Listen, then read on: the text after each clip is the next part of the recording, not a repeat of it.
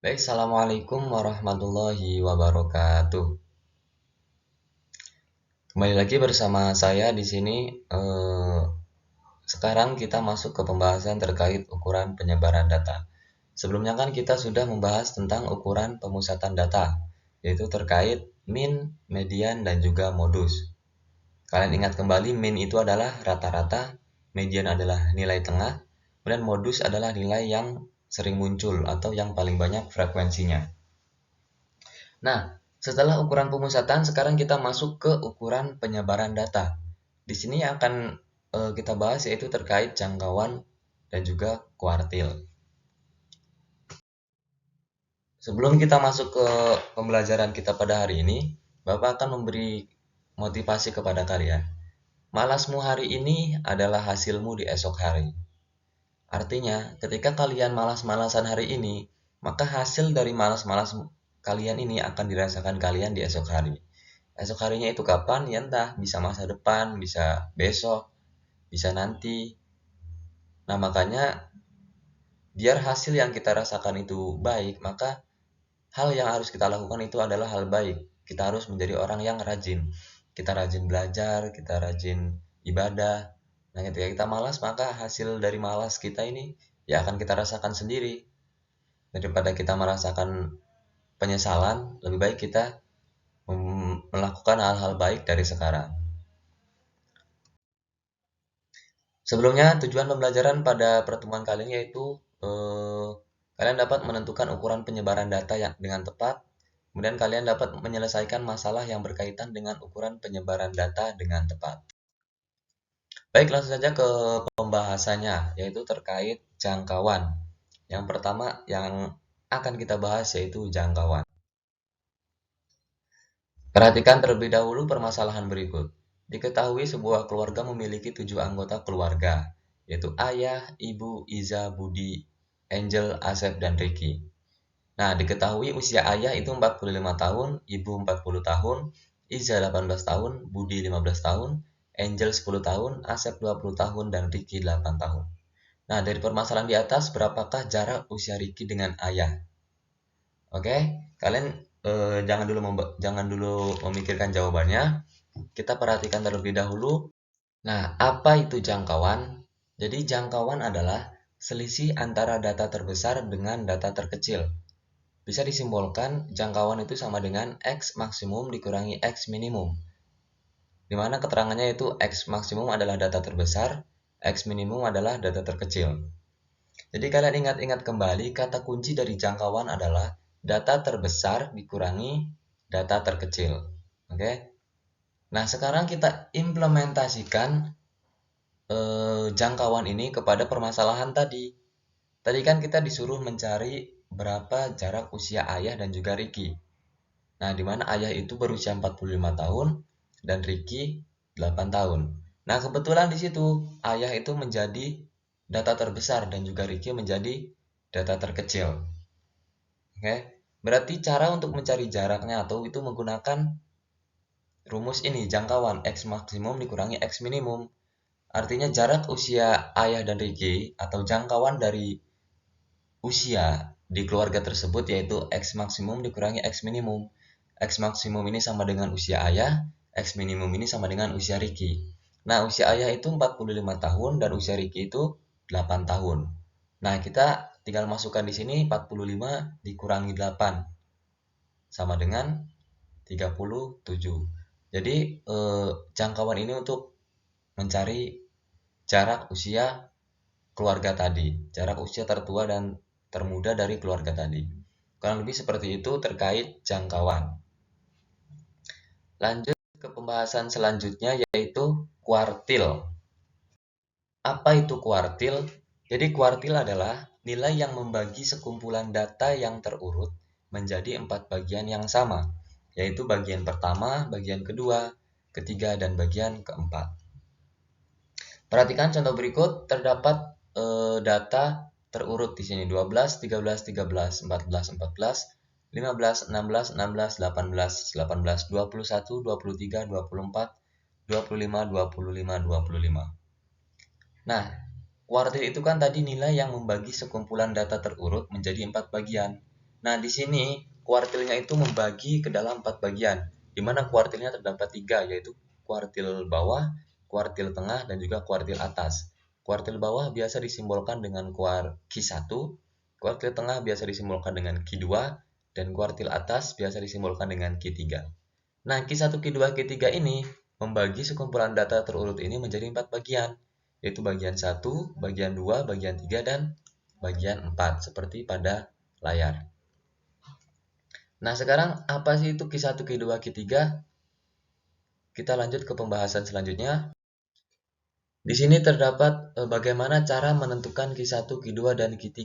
Apakah kita asal-asalan, udah kita mau naruh Q1 di sini, Q2-nya di sini, Q3-nya di sini? Tentu tidak kan? Nah, untuk mencari Q1, Q2, dan Q3, langkah yang pertama yang kita cari adalah Q2 terlebih dahulu. Kenapa? Perhatikan, jadi kuartil tengah atau Q2 adalah nilai tengah dari suatu data. Sebelumnya kita kan telah membahas tentang pemusatan data kan. Nilai tengah itu apa? Median. Oke? Jadi artinya kuartil tengah atau Q2 itu sama dengan median. Nah, untuk mencari Q2 sendiri karena Q2 sama dengan median, ya caranya sama seperti mencari median. Artinya kita pilih satu data yang di tengah, misalkan datanya itu genap, dua data yang di tengah kita bagi dua atau kita cari rata-ratanya. Nah, ternyata Q2 ini sama dengan median, berarti kita cari median dari data tadi. Nah, dari data pada contoh, mari kita cari Q2-nya. Kita urutkan, kita cari terlebih dahulu. Nah, ternyata karena ini datanya genap, berarti kita ambil dua data yang di tengah. Nah, ternyata dua data yang di tengah ini yaitu angka 16 dan juga 18. Kemudian kita cari rata-ratanya, jumlah data dibagi banyaknya data. Ini kan 16 plus 18. Banyaknya datanya kan 2, 16 sama 18 saja. Kita hitung terlebih dahulu. 16 plus 18 per 2 sama dengan 17. Jadi Q2-nya sama dengan 17, berada di tengah-tengah ini, 16 dan 18. Kemudian untuk Q1-nya, Q1 adalah nilai tengah dari data yang berada sebelah kiri Q2. Ingat kembali, nilai tengah, tapi bukan dari data keseluruhan, tapi dari data sebelah kiri Q2. Tadi kan kita sudah mengetahui datanya itu kan Q2-nya itu kan 17. Artinya di sini berarti bagian dari Q1 adalah sebelah kiri Q2, artinya dari 12 sampai 16. Ini daerah Q1. Nah, Q1-nya sendiri itu median atau nilai tengah dari bagian data sebelah kiri Q2. Untuk mencarinya juga sama menggunakan rumus median. Tetapi yang berbeda adalah banyaknya data, karena banyaknya data pada Q1 itu hanya sebelah kiri Q2. Artinya nggak sampai ke kanan sampai akhir, hanya sebelah kiri Q2. Dan kita pisahkan dulu terlebih dahulu data sebelah kiri Q2. Di sini dari 12 sampai 16. Nah, setelah terdapat data bagian sebelah kiri Q2, kita cari Q1, rumusnya sama menggunakan rumus median.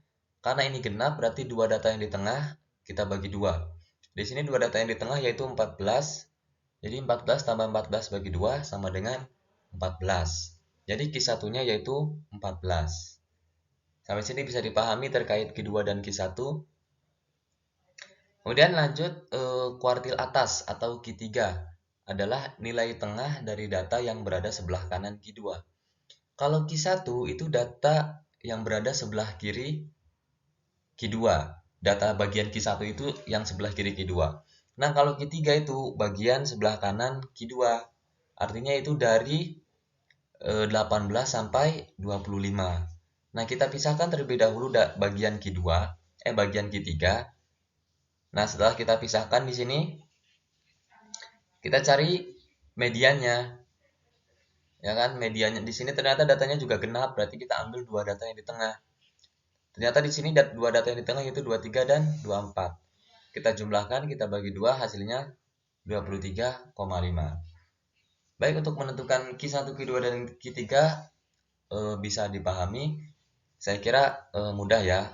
Kata kuncinya itu kalau Q2 itu sama dengan median, kalau Q1 itu median tapi dari data sebelah kiri Q2. Kalau Q3 median tapi dari data sebelah kanan Q2.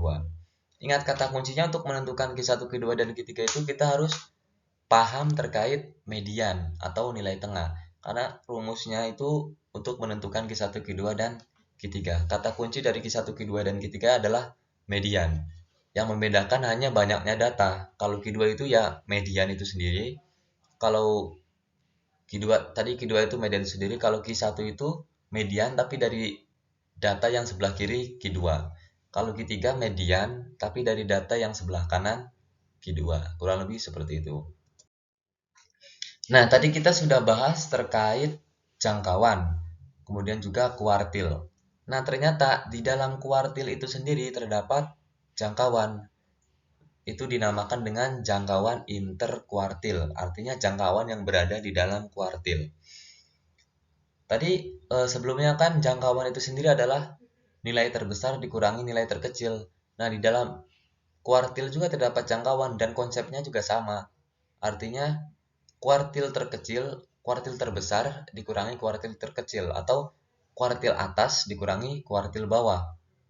Atau kita tulis simbolnya Q3 dikurangi Q1. Oke, sekarang kita bahas lebih dahulu. Jadi jangkauan interkuartil adalah selisih antara kuartil atas dengan kuartil bawah. Dan jangkauan interkuartil ini juga merupakan ukuran penyebaran data.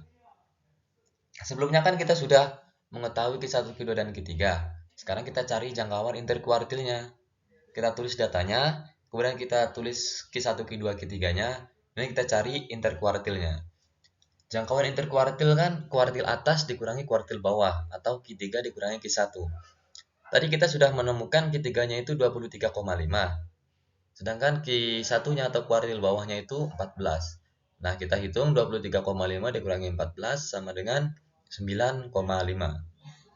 Jadi konsep dari jangkauan interkuartil ini sama seperti jangkauan, yaitu nilai terbesar dikurangi nilai terkecil. Tetapi ketika di dalam kuartil, artinya berarti kuartil terbesar atau kuartil atas dikurangi kuartil terkecil atau kuartil bawah. Atau bisa ditulis simbolnya Q3 dikurangi Q1. Kurang lebih seperti itu. Baik, untuk pertemuan kali ini terkait ukuran penyebaran data dari jangkauan, kuartil, dan juga jangkauan interkuartil, saya cukupkan, kurang lebihnya mohon maaf. Wassalamualaikum warahmatullahi wabarakatuh.